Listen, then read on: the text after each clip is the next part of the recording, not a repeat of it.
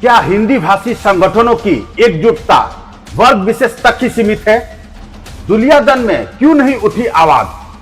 छठ पूजा से लेकर सार्वजनिक अपमान तक संगठनों द्वारा चुप्पी क्यों?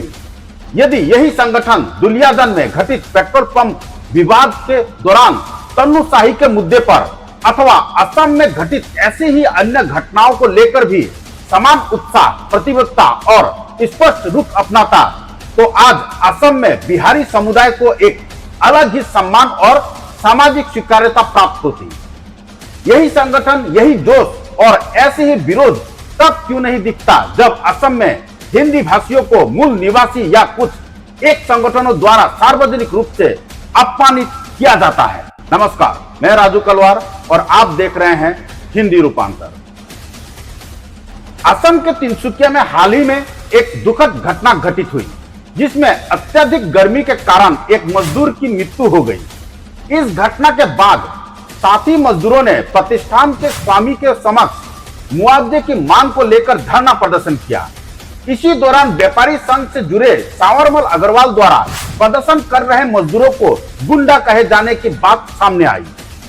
यह टिप्पणी विभिन्न हिंदी भाषी संगठनों के बीच रोष का कारण बनी और हिंदी भाषी संगठनों ने इस अपमानजनक टिप्पणी के विरोध में जिला आयुक्त को एक ज्ञापन सौंपते हुए उचित कार्रवाई की मांग की।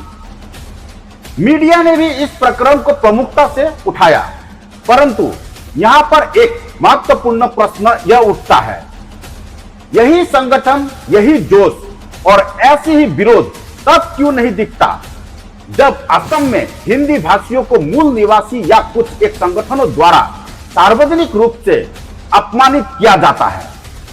बिहारी और मारवाड़ी समुदाय जो अंग्रेजों के समय से असम में निवास कर रहे हैं, आज भी विभिन्न क्षेत्रों में सामाजिक अपमान और भेदभाव का सामना कर रहे हैं। कई घटनाओं में हिंदी भाषियों को सार्वजनिक रूप से चौराहों पर घुटनों के बल बिठाया गया। उसमें ऐसे भी लोग थे जो उम्र के हिसाब से उठ बैठ नहीं सकते थे, कान पकड़वाया गया और बेटे के सामने पिता को अपमानित किया गया। इन घटनाओं पर तो कभी कोई ज्ञापन नहीं सौंपा गया, न ही कोई व्यापक विरोध देखा गया। प्रश्न पूछे जाएंगे कि इन तमाम अमानवीय घटनाओं के समय इन पर सांप क्यों सूंघ जाता है?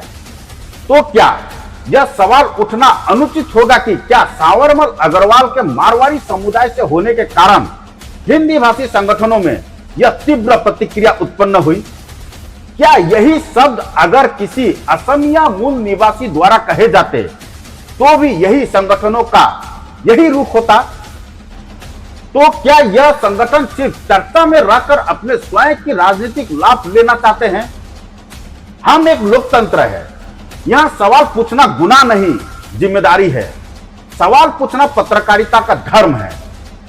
यदि यही संगठन दुलियादन में घटित पेट्रोल पंप विवाद के दौरान तन्नुशाही के मुद्दे पर अथवा असम में घटित ऐसी ही अन्य घटनाओं को लेकर भी समान उत्साह, प्रतिबद्धता और स्पष्ट रुख अपनाता, तो आज असम में बिहारी समुदाय को एक अलग ही सम्मान और सामाजिक स्वीकार्यता प्राप्त होती।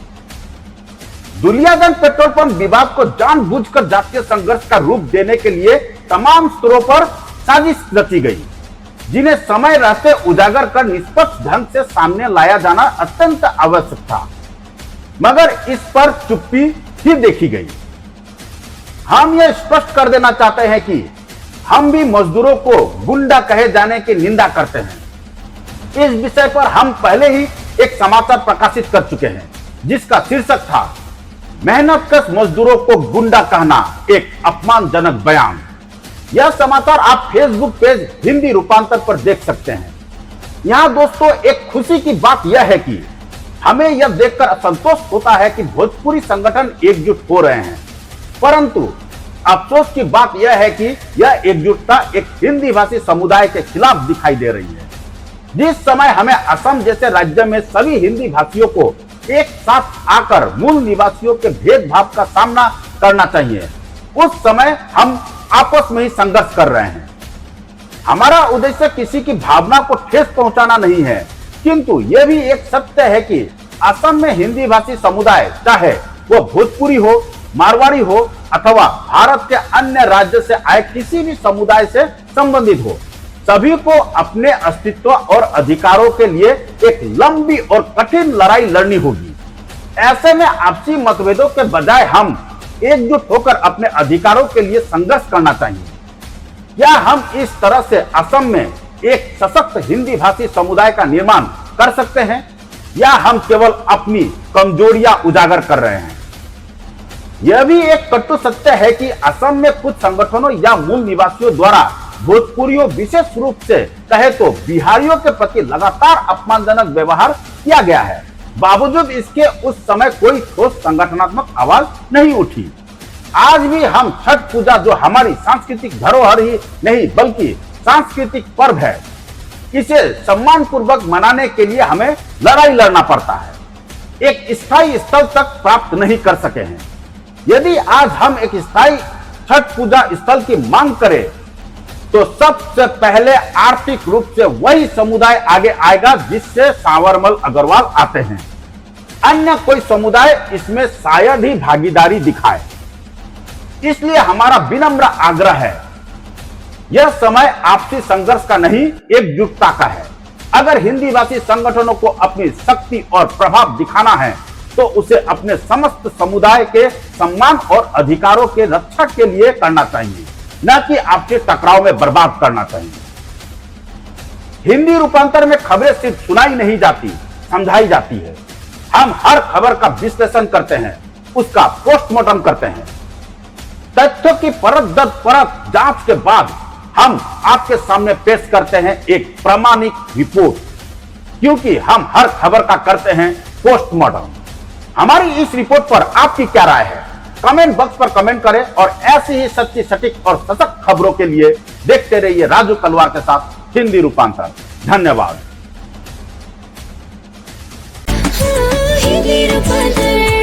ऐसी तमाम खबरों के लिए बने रहिए आपके अपने चैनल हिंदी रूपांतर में। धन्यवाद।